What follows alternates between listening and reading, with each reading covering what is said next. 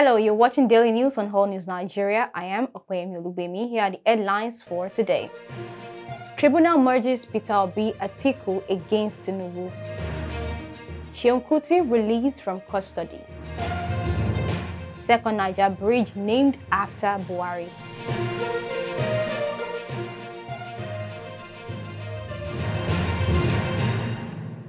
Welcome back. Now the news.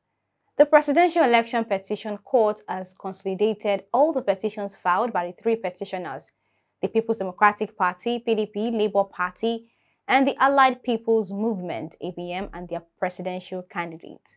The Presidential Election Petition Court had raised the issue of consolidating all the petitions and asked parties to address it. TINUBU and the APC had opposed the issue of a merger, but the other petitioners maintained a neutral stance. At the resumed court session on Tuesday, a five-member panel of the court led by Aruna Samami held that the petitions will be consolidated and heard side by side, given the time constraints to hear and determine the petitions. The court has fixed May 30th to commence definite hearing of the petitions.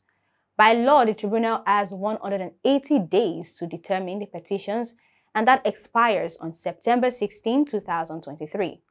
They are yet to give us all the documents we require. I continue to ask, why is INEC behaving in this way and manner? What are they hiding? People are asking, what about 29th? What happens? We want to assure people that swearing in is a ceremony that does not in any way tie the hands of the courts. The taking of oath binds the person who took the oath. It doesn't bind the court. Back in March, Labour Party and Peter Obi had filed a petition at the tribunal challenging TINUBU's declaration as the winner of the presidential election.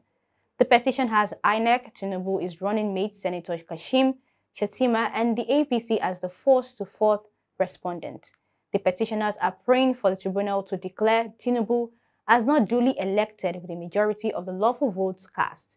They want an order mandating INEC to retrieve the certificate of return issued to the APC candidate and issue a fresh one to Peter Obi. Moving on to the next news. After 8 days in custody, the bird is finally free. Afrobeat musician KUTI was released on Tuesday night, May 23, 2023, on bail from the custody of the State Criminal Investigation Department in Panti, Lagos. The news of his release was confirmed by his attorney, Senior Advocate of Nigeria, Adeyinka Olumide Fusika. Allnews Nigeria reports that the release came after the expiration of the extension of his remand in police custody, as reviewed by court documents obtained by newsmen. Some demonstrators had staged a protest at Yaba Magistrate Court on Tuesday calling for KUTI's release. Chief Magistrate Adiola Olatunbosu had extended KUTI's remand until Tuesday, May 23rd, to allow the police to conclude their investigation and seek advice from the Lagos State Directorate of Public Prosecution. The police had informed the courts that the initial 2-day remand extension was insufficient for them to complete their investigation. Consequently, the magistrates granted the extension and adjourned the matter to May 23, 2023 for the advice of the Directorate of Public Prosecution. Finally, on the news. The second Niger bridge, which was commissioned on Tuesday, May 23rd, and handed over to Delta and Anambra State, had been named after President Muhammadu Buhari. The 1.6-kilometer bridge was constructed at the sum of over 200 billion naira and was awarded in 2018 after his groundbreaking ceremony on March 10, 2014. Buhari virtually commissioned the bridge alongside 6 other projects from the council chambers in Aso Rock, Abuja.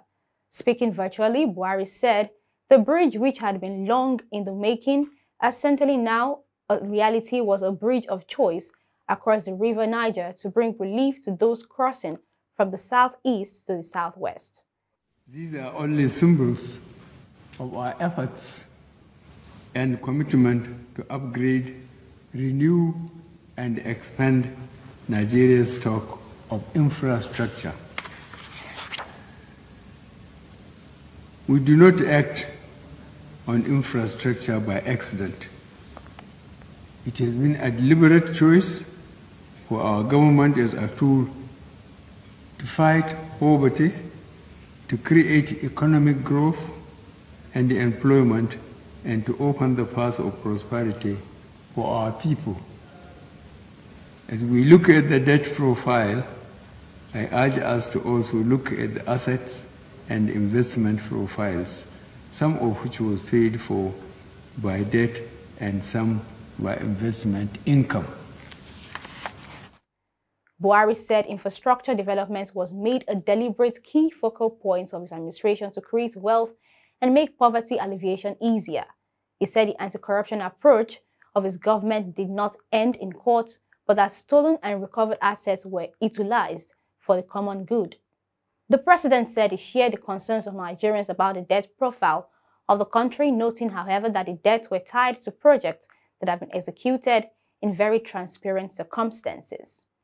And that's it on today's news. To keep up with All News Nigeria, kindly follow us on all social media platforms displayed on the screen. We'll be back with more news updates. Until then, stay tuned. I am Okoyemi Baby. Do have a lovely day.